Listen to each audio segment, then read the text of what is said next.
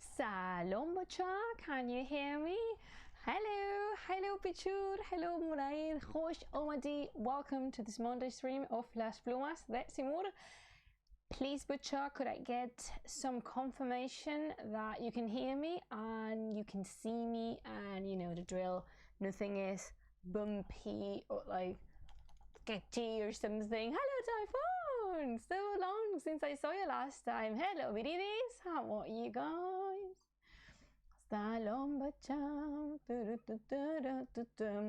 So yeah, if I could get that confirmation, that would be excellent. That will be great, as I am doing my thing. It's so nice. Hi Elena, it's so nice outside because it's raining and the drops are hitting my window and you can actually hear the rumor of the rain, which is one of my favorite sounds. I don't know if you Bacha like it or not, but I quite enjoy it, so it's really nice. Hello señorita caballero, good afternoon, good to see you all here. So all good, can you hear me, can you see me, can you know the camera's not bumpy or anything, the audio is not, because I realized when I was editing previous videos, because you know have to go through a process of a little, it's not much but it's a little bit of addition. I can hear like when my hair touching Goku, and sometimes like my bracelet or the fabric of my clothes.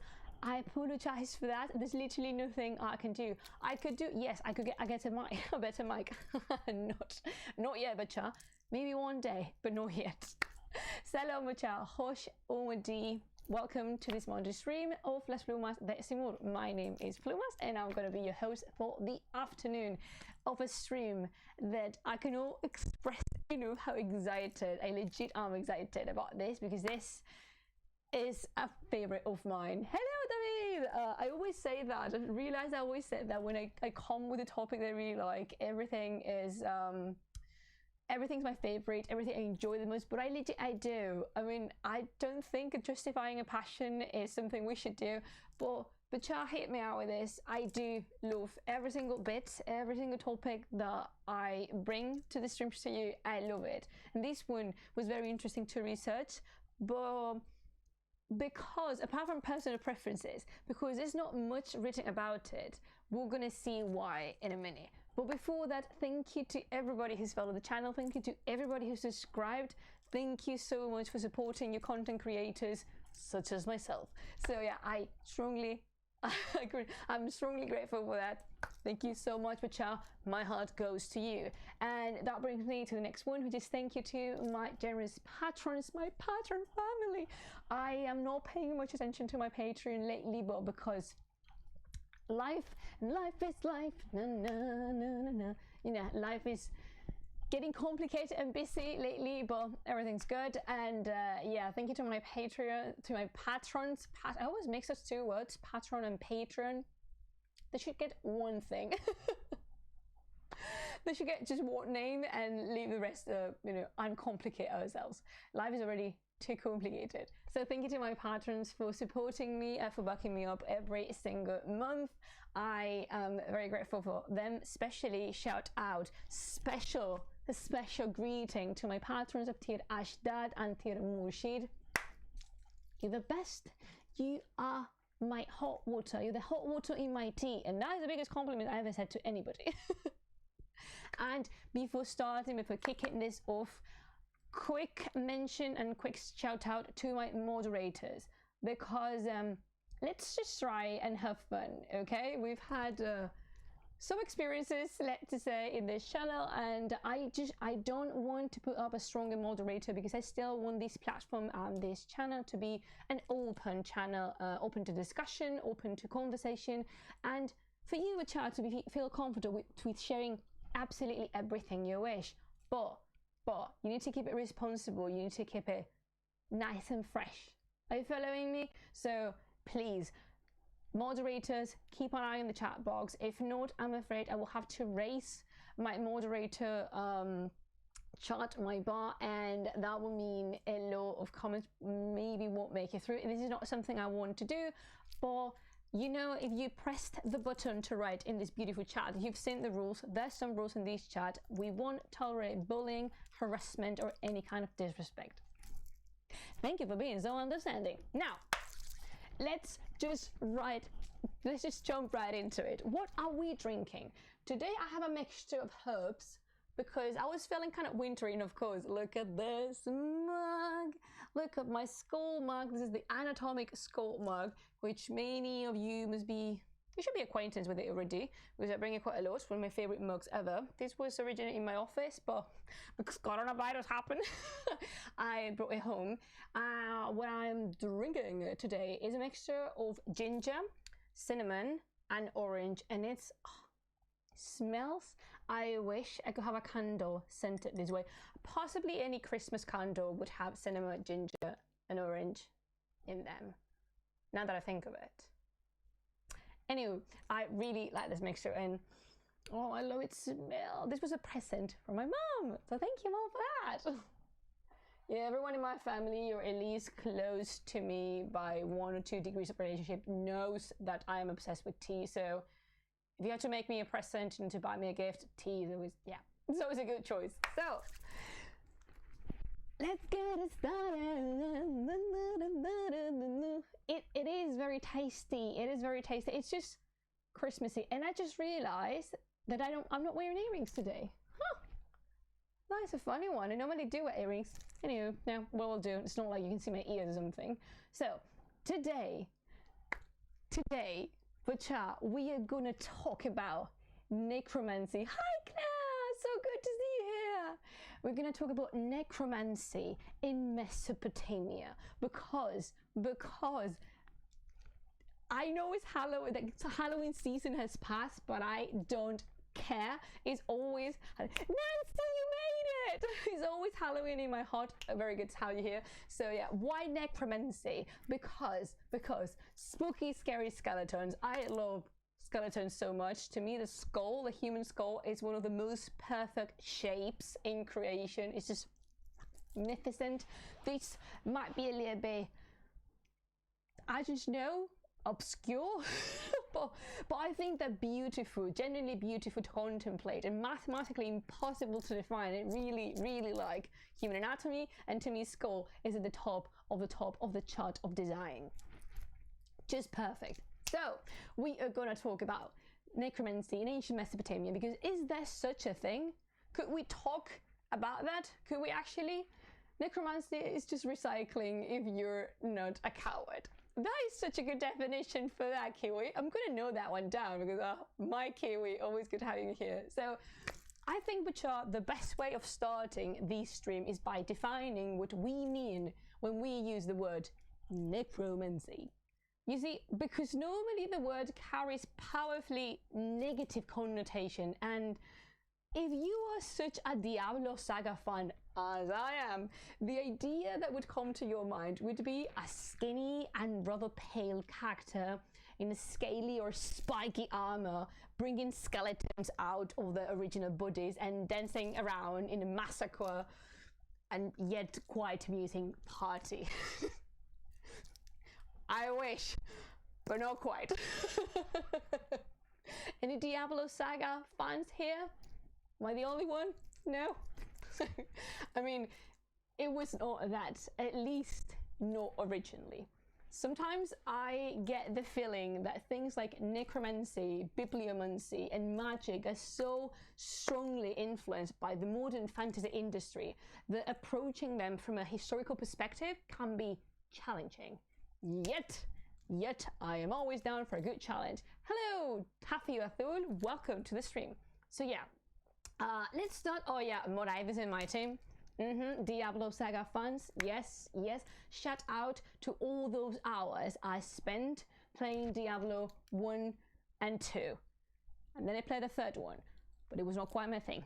So, necromancy. What is actually necromancy? So, technically speaking, necromancy is defined by the contact with the dead. The magic that consists of establishing some kind of connection with the spirits of the deceased. And here's a catch. Wait, here's a catch. these practices, these necromancy practices, were not originally conceived in any twisted way. In fact, the main purpose of necromancy was communication. Actually, divination, but that could be interpreted as communication, and hear me out, by establishing contact with dead people and their spirits. By communicating with them, the necromancer could have access to hidden knowledge, foretell future events, and answer questions otherwise impossible. Then, as people got sicker in the head with power, problems started to arise because necromancy started to be used not only to contact with spirits of the deceased, but to use the bodies of said deceased to do hell knows what shenanigans, and from there, shit hit the fan. People do not like all that to mess with the bodies of the past relatives, you see. What is that, Kiwi? Akkadian Ouija. Actually, scavenging has to have reputation in history. Yeah, and actually, Kiwi mentioned the Ouija board. A Ouija board, for example, would count as necromancy too. Because after all, you're summoning the spirit of a deceased person for information. And this is why I emphasize, once more, I've said this in other streams, I do not care about repeating myself, I would never, ever touch a Ouija board. No, those things away from me, please, thank you, muchas gracias. No. No. Yeah, as I was saying, originally necromancy was intended to answer questions. You have to bear in mind, Bacha, that magic had just one purpose only from the very moment it started. Just one. To answer questions humans cannot find out by themselves. It is a very simplistic point of view. I get it. I'm aware of this. Yet, it's a very truthful one. Through magic, there is a flow of questions and answers. That is the core of what magic consists of. Asking and getting answers. Then of course there is a myriad of more complicated explanations for each magical performance, but don't forget where they come from, Bacha. To answer questions otherwise humans could never answer by themselves. What is that, Kiwi? Scavenging is just archaeologists that go there too early. Uncooked archaeology. Apparently, yeah. So yeah, this is a very important point of view. I know it could come across as simple, as not so complicated for something as complex as magic, but just think about magic historically speaking, not about fantasy speaking. Let's just forget about the novels, the comics, the films, the series we watch. No, magic as it was practiced historically. It is to answer questions. And then things get more complicated, of course, but the core, the basis of magical practices is always to answer a question. We cannot respond otherwise. And that is the beauty of historical magic. So, the question we should ask ourselves now is there such a thing as necromancy in ancient Mesopotamia? Was something similar practiced? Oh, Andate Europa, hello there. Magic equals science. In fact, for a very long time, Nancy, it did. It did. When I did the live stream about magic in ancient Iran, sorry, in medieval Iran, the one about ancient Iran has not come out yet. So, about when we were talking about magic and traditional magic and then academic magic, we were saying that magic and science were strongly connected, strongly intertwined. And for very long in history, and by very long, I mean millennia. I'm not talking about centuries, I'm talking about millennia. Those two could not be separated. Neither could be health and medical practices from magic as well. And we're going to see why in a minute. So the question, again, just remember, we're asking ourselves something. Is there such a thing as necromancy in ancient Mesopotamia? So, in Mesopotamian literature and in Mesopotamian mythology, because of course,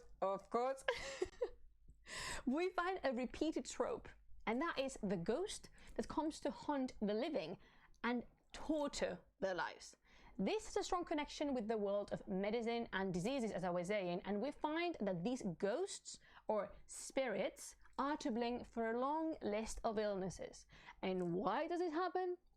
We've already mentioned this in past streams, I'm pretty sure, but it's worth throwing the idea on the table once again, just because I really want these to kind of steep into your thought. The supernatural, that what we cannot see nor control, was tightly entwined with the physical, not just in ancient Mesopotamia, but again, as I'm saying, throughout centuries, millennia in history. Strongly connected. Magic and medicines are two threads of the same rope. Humans attributed to the supernatural that what they could not explain in order to make sense to our same existence.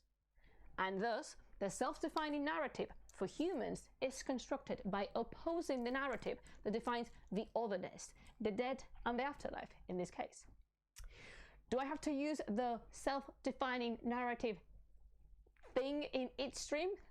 No, I don't have to, but it is good fun and I like it. Apologies for the intensity. Apologies for the mythological, theoretical trope. Really sorry, moving on.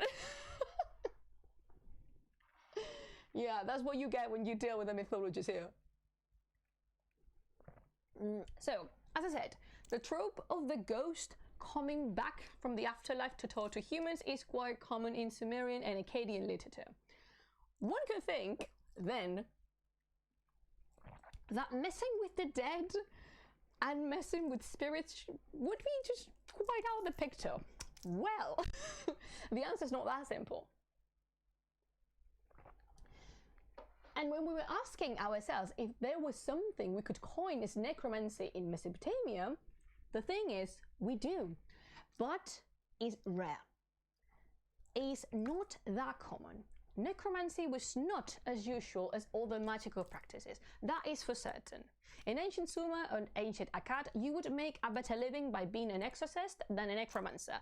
Trust me with this one. The first idea and conclusion we can draw is that necromancy, although it existed, because we have proof of that, was not that popular. At least that is what we can muster from the sources we preserve.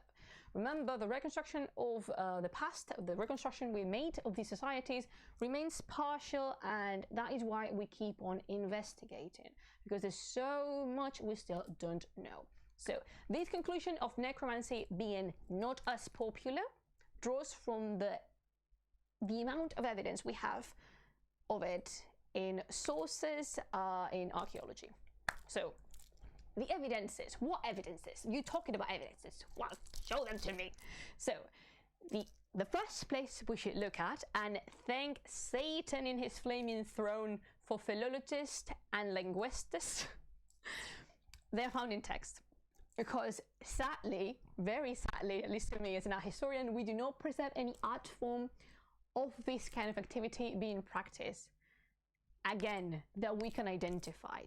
Be aware that just coining an artistic piece, anything that's just accommodating the artwork to something that fits your hypothesis is not making history, neither is making art history. There's evidence. You need evidence from text, from archaeology, from all the artistic works, but just finding certain things and certain items and assuming there's necromancy remains there just because it accommodates you. Nah, that is not how we do our job. And you know me, I am all up for a fair and good use of our history tools. So how can we identify said necromancy practices? This is made by identifying certain words with a job that more or less that could be considered with a word that more or less could be considered as such as necromancy. So first we need to know, how are we talking about our protagonists here, which are ghosts? Isn't this pretty? Isn't this pretty?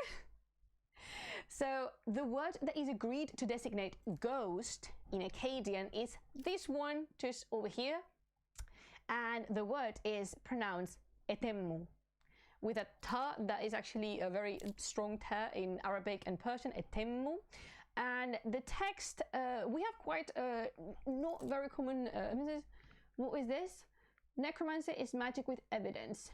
Boom! is in history. Yay! And that is exactly how a million articles and books were written in the past, but not about necromancy, but about all the practices. So yeah, isn't this pretty? Yeah, this is I believe in Sumerian is Giddim, and in Akkadian is pronounced Etemmu. So the text can you repeat the pronunciation? Yes, of course. Etemmu.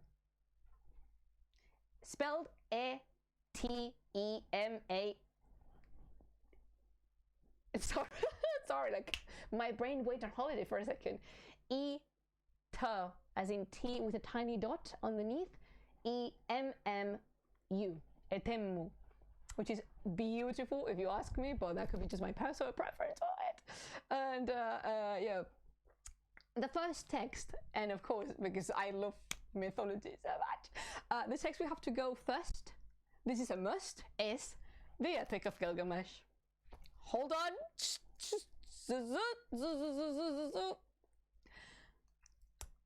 Don't give me a hard time with this.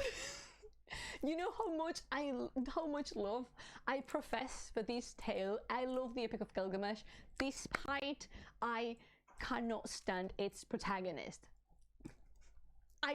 Gilgamesh can go get lost in a forest. Oh wait, he cannot, because he would end up chopping down all the trees. We say, Kiwi, don't keep repeating the pronunciation. Who knows what that shit sounds. All right, no anymore. I'm gonna shut down. So yeah, screw Gilgamesh. Screw.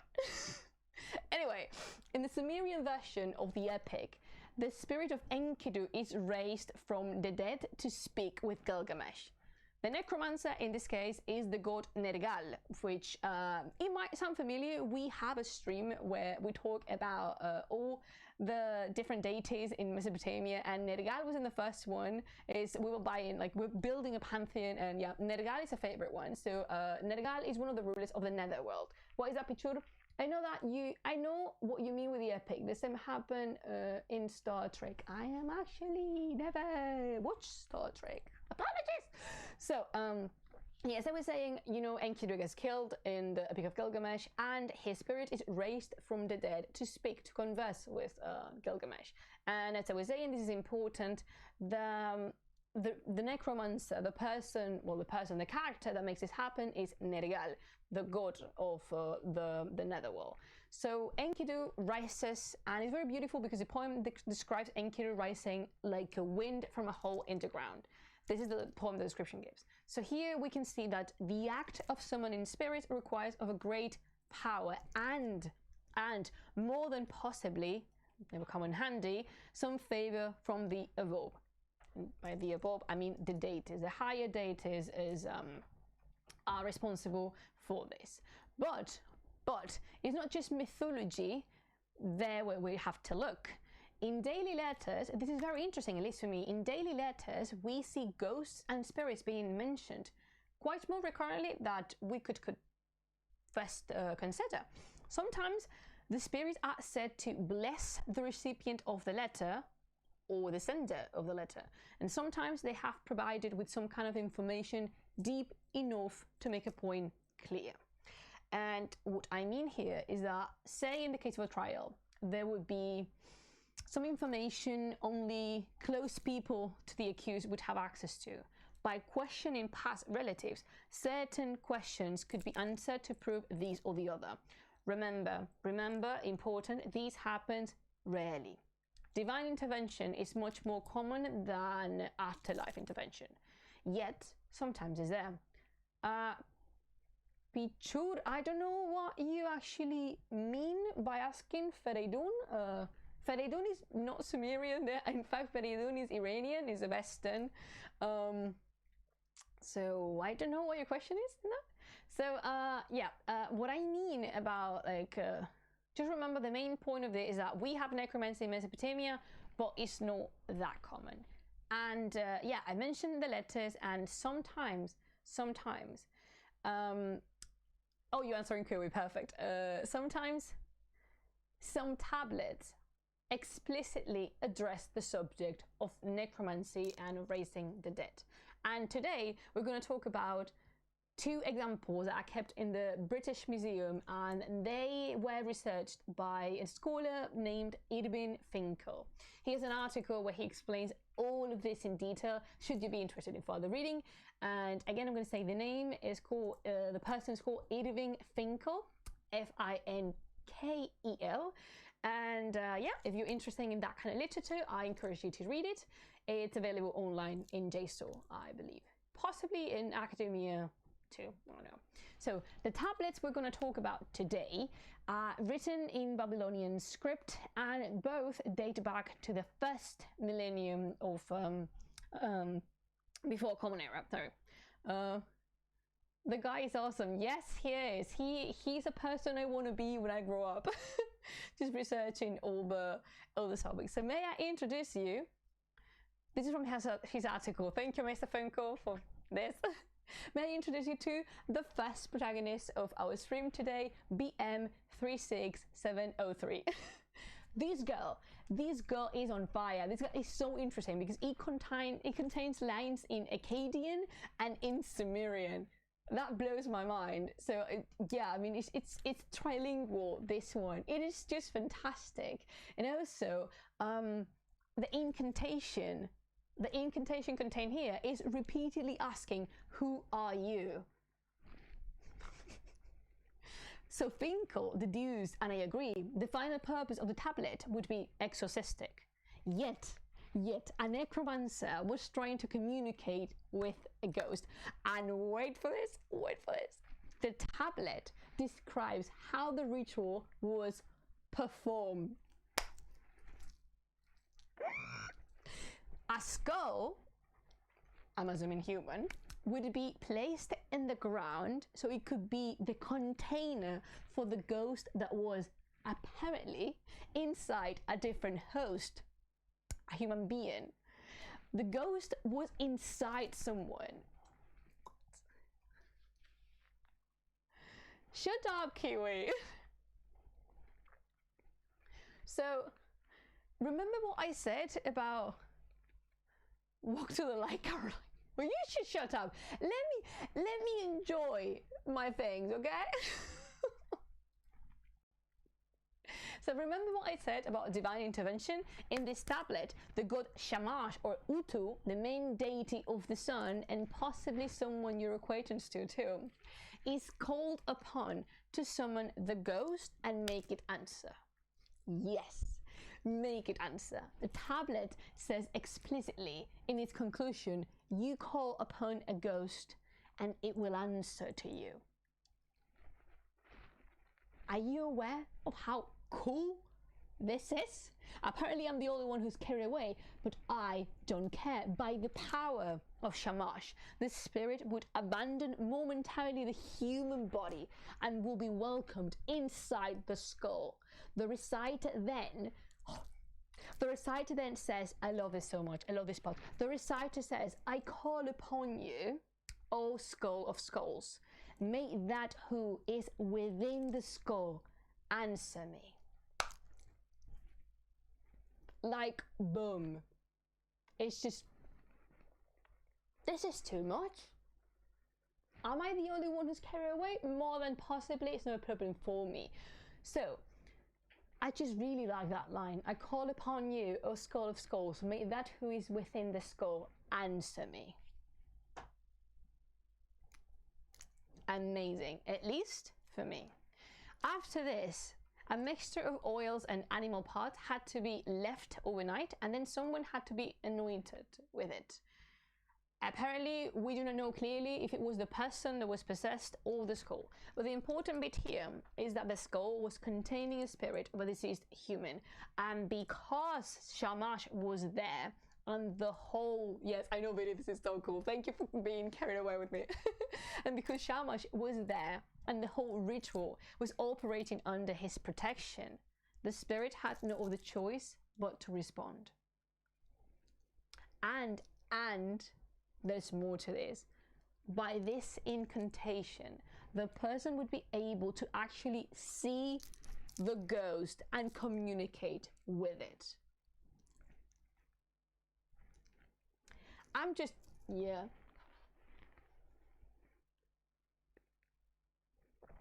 Amazing. Kiwi, is that an actual question? Are you actually asking? Are you truthfully asking? Because sometimes with Pichur and Kiwi is one of those things you never know. They never know. Oh no, another ritual to mistreat animals. There we have it. You just won't let me have this one, would you? Nah. So, yeah.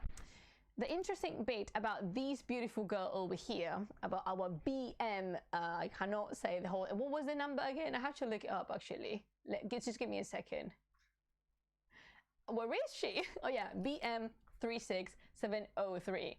The interesting part about this lovely girl is that it's written in a way that Finko considered this to be kind of a manual for necromancers. A list of instructions and incantations on how to proceed when willing to make a link with the underworld and its spirits. A manual for necromancers. It's just like, yeah. Because even if the evidence we have is scarce, it is still there. Again, I don't know about you, but this is one of the coolest things I've ever read about. Maybe because I personally like everything that involves skulls, but I do think this is amazing. We have manuals for necromancers. This is amazing, and history just amazing. Yeah, like, can you use anybody, or does it have to be a special person? We'll cover that a little bit further on the stream. So after, if I didn't solve your question, just let me know and I will try my best. So this is BM, but now we have another friend. We have another girl here. This one is K2779, also preserved in the British Museum. And she's also very interesting because these tablets contained some of the information in the previous one, but also it adds its own particularities. The language is not that floral, like or rich. It goes kind of more straight to the point, like in a more straightforward way. And both tablets insist on repeating the incantation at least 3 times, and after, the reciter would be able to see the ghost and ask it questions. However, K2779 has a different part that is included in its own genre of tablets, and that involves protection from the cries of the ghosts. And why is this important? Well, because we're dealing with the supernatural here, Bachar. This is not something to laugh about. Do you remember that I mentioned before, like what I mentioned about ghosts being someone, the ghosts being some of the reasons people got sick of inexplicable things? Do you remember that part? Yes, well, one of the causes was hearing a ghost cry in your ears. A proper shout. Actually, if I come to think of it, I imagine this is my own imagination working, like this is just me working it out. For me, it would be either the deepest growl from the depths of a black metal singer's throat, or a high pitch of a Nazgul, like a shriek as sharp as scratching metallic, like a metallic surface with a knife. Was that too graphic? Anyway, so yeah, in order to prevent the ghost from attacking the reciter, the necromancer had to protect themselves. Because the intention, again, remember the intention of this whole ritual was making the ghost speak. And that could involve some shouting on its part. You see, in Mesopotamian mythology, ghosts are normally... I definitely get sick if I hurt a dead person. I mean, I got goosebumps from your description of what you think the ghost would sound like. That is the biggest compliment ever. Thank you, Nancy. You know what? When I was growing up, I always was told that my dream job would be being a storyteller, and that I'm taking as the biggest compliment. Thank you. I mean, you touched my heart, Nancy. Thank you so much. Hello, is this a topic about the mysterious Akhbar al-Zaman? Nope, we're talking about Mesopotamia, but quite back in the day. We're talking about Babylonia here, and at least these tablets that we preserve are in Babylonian script, so roughly around the first millennia before Common Era. So yeah, where was I? Oh yeah, because of the I was saying that the cries of a ghost are intended to be harmful for people. So the necromancer, the reciter, had to protect themselves. Remember, the point of all of this, the final goal of all of this is making the ghost speak an answer to you. And that could involve some shouting on their part, because you never know who you're dealing with. As I was saying, sometimes ghosts in Mesopotamian mythology are, I'm not going to say always, because you cannot be sure all the time, but normally they're considered negative creatures, in the sense that the world of the living belongs to the living, and things from the netherworld or all the realms of existence. Thank you, Javier Merino, for the follow. So all the creatures from all the realms should not roam into the world of the living. So potentially ghosts are deemed negative. However, not every single ghost was in a bad mood when dealing with humans. Yet, it is better to, better be safe than sorry. So, why is that? Why would a ghost cry at you? If you were conversating with a spirit, chances were it wanted to take revenge on you and dye your 8 lasses blonde by the power of its child. Like, but in more seriousness, screams and cries from ghosts were thought to kill humans. Like, they were very harmful. If a ghost screamed in a person's house, death would be at the doorstep. This is how serious it gets. And this is the reason the tablet K was thought to include some protective verses to prevent the consequences of speaking directly with the netherworld. Once more, remember, Bachar, the necromancer is doing something nobody should do. I hope I'm explaining myself. Again, if I am not explaining myself, let me know if any questions arise, and I will try my best. So yeah, in this tablet is very interesting because it emphasizes the part of the necromancer being protected. So this one, it does belong to another genre, but the previous one, I'm going to show it to you again.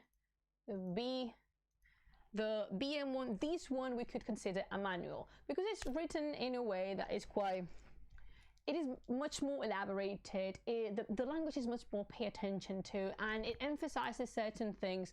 It really looks like you could learn from it, or at least just check off for, the ritual, the exact ritual you're looking for a specific case.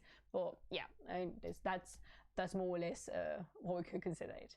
So the last point actually that I'm going to touch upon here today is the use of skulls. The use of skulls for necromancy rituals. And why is that, Plumas? Well, because as I said at the beginning of the stream, I love skulls. They're gorgeous, they're perfect. And I'm going to show you something. One of my favorite heroes of all time is, in fact, a skull. A part of it.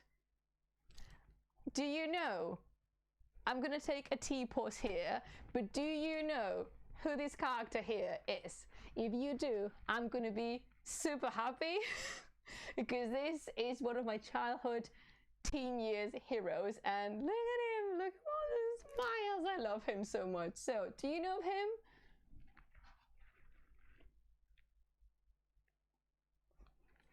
There's so many skulls in this stream. I'm just living it.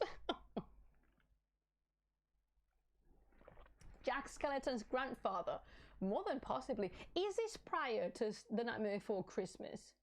I would say yes. No, wait for it. Actually, I don't know. Maybe? Do you know who he is or not?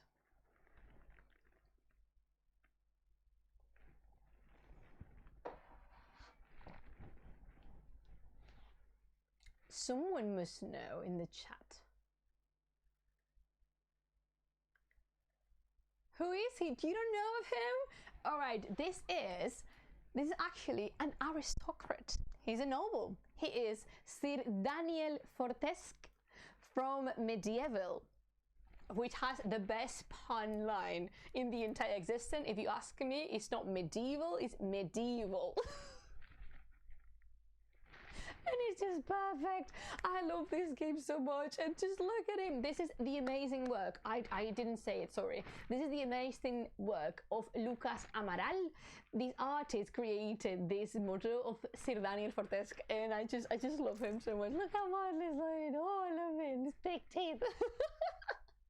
I love him. I love him so much. So for the last part of the streams, we're going to talk about skulls. And as we've seen, skulls were used as the element that would contain the spirit and give it the capacity to speak. Just that is really amazing for me. But this is not the only occasion when skulls come in handy for Mesopotamian rituals, especially those involving healing and health, which is something a little bit strange if you ask me, but they did. The skulls, not only human, just skulls, are one of the magical ingredients that would be ground up with all the elements to produce remedies. Do you have any evidence? How do you know medieval is the best pun? Do you have any evidence? Yes, I just said that. That is my evidence. Thank you for coming to my TED Talk. As I was saying, the skull is one of the medical elements that will be ground up and mixed with all the other items to make remedies. But the whole skull, the entire skull, like those of dogs, which is amazing, was used to expel spirits in exorcisms. A very curious thing I came across with when researching for this stream was that one of the remedies, I'm not making this up, I swear, was that sometimes people had to kiss a skull or even lick it or place it close to their heads when they sleep in order to prevent the grinding of teeth. You know, when we close our jaws and we exert pressure with our jaws while we sleep with your teeth. So in order to make that stop, someone had to kiss or lick a skull, and the logic behind those acts was that the disease, the person, potentially a member of the family, was trying to communicate somehow with the person that was grinding their teeth, and the spirit was using that through the world of dreams. Now, would that mean that you have to lick or kiss the skull of the person that was trying to communicate with you? I actually do know that. I actually don't know that.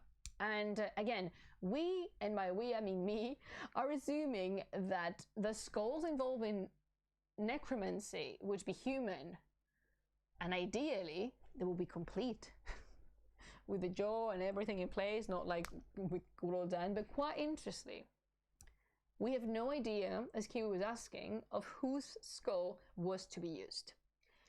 Again, I am saying that I'm assuming it was human for necromancy practices, but from who? Would any skull from any corpse work? Or, in the case of necromancy, would it be the skull of the dead, of the same person you wish to communicate with? Up to this point, there's only two things we can do. One is keep on researching and studying and keep on imagining what the bits and bobs of these rituals were, because again, the evidence is very scarce. So how is it the necromancy got so unpopular throughout the time? Well, this had to do especially with the rise of monotheistic religions, because in Judaism, Christianity and Islam, the dead are to be untouched. And in the case of Islam and Christianity, I'm not that sure about Judaism. If you know, just feel free to drop your ideas in the chat box and we could all learn together. So these monotheistic religions explain that at the end of time there will come a day, which is the day of judgment, of the final day, when we, the disease, will arise from the dead, and our bodies have to be complete in order to make the final judgment happen. So that is the reason why some practices like dissecting human corpses was forbidden, and also necromancy. Why is that? Because in monotheistic religions, we can say that the deals with the dead are gods only, and humans, like in necromancy in Mesopotamia, should not mess with it. Why is that? Because the certain parts of life and existence we should not know about. And again, I'm referring here to Christianity and to Islam. Do you remember when we were speaking about divination using books? It happens, it's the same, because any practice of magic, any practice, any attempt to see, to peek into the future, if I could gaze into the future. No one's ever getting my references. I don't care. I'm making them anyway. So every attempt of peeking and sneaking into the future would be considered unholy, because in a religion that postulates the existence of destiny and of an all-knowing deity, trying to get ahead of what's to become is not, it's not something that you should pursue. It's not something acceptable. It's not something that's defended, at least again in monotheistic religions. In Mesopotamia, you were not to deal with the dead, but basically because they could kill you.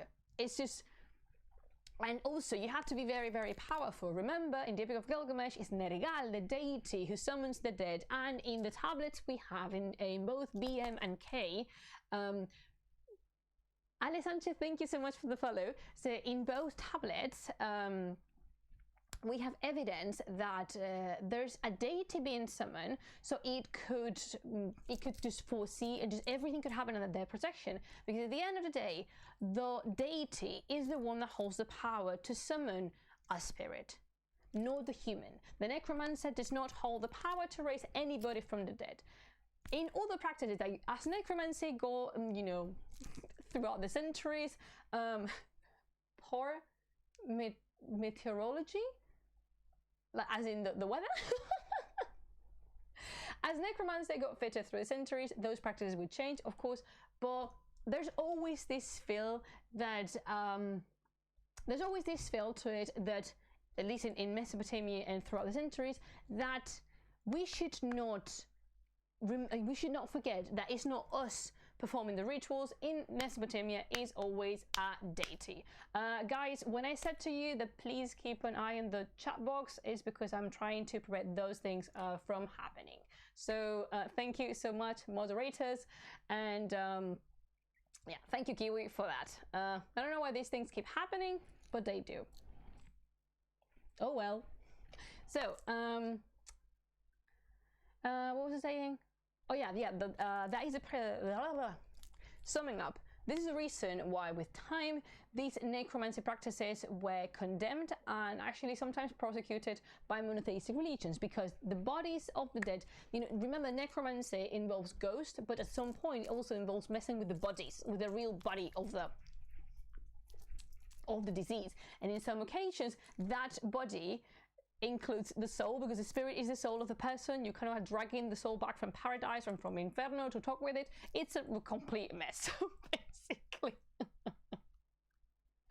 Yeah, in the case of Mesopotamian necromancy, yeah, even if it was not that popular for the evidence in the text, it is clear that at least sporadically it was there. And remember, very important, these are just bits of what has remained. Maybe the deals with the dead were more popular than we have attested. We don't know. Maybe they were not that popular, and these ideas, like the scarce evidence we have built up for it. But for coming times, and just to keep it safe, just don't play with the dead. And that's all for me. That's all from me to Spy. Thank you so much for coming to the stream. I don't know if there's any question left or not. Thank you, moderators, for clearing the chat for me. And I just cannot be doing everything at the same time. I hope I explained myself properly. If not, if you have any questions, now is the time to ask them. And remember, there is no such thing as a stupid question. I am open to every single question, and hopefully I will know how to sort them out. Maybe I don't. I don't know. We can give it a try. And again, do you know about Judaism? Is Judaism as strict about rules messing with bodies of other people? Because I legit have no idea. I'm gonna take a sip of me water. And as you is there a Discord server for your channel? I love you, Nancy. Me too. I'm holding your cubata. Don't worry, your vodka is safe with me. This is water, Twitch. This is water. No, I don't have a Discord server yet, but unfortunately, I'm not sure we're opening or not, because unfortunately I don't have time right now to pay attention to it. Maybe I should. We will discuss this further because I'm interested, and possibly I'm getting that you have Discord for your channel, and also making things bilingual sometimes is not that easy. And you remember the plumas, it's plural, but plumas is just one here. Hello. And yeah, sometimes I don't have that much time I wish to dedicate to it. So no, for now, Discord is a little bit out of picture. That brings me to the next point. That is, I don't know. It's like comment streams.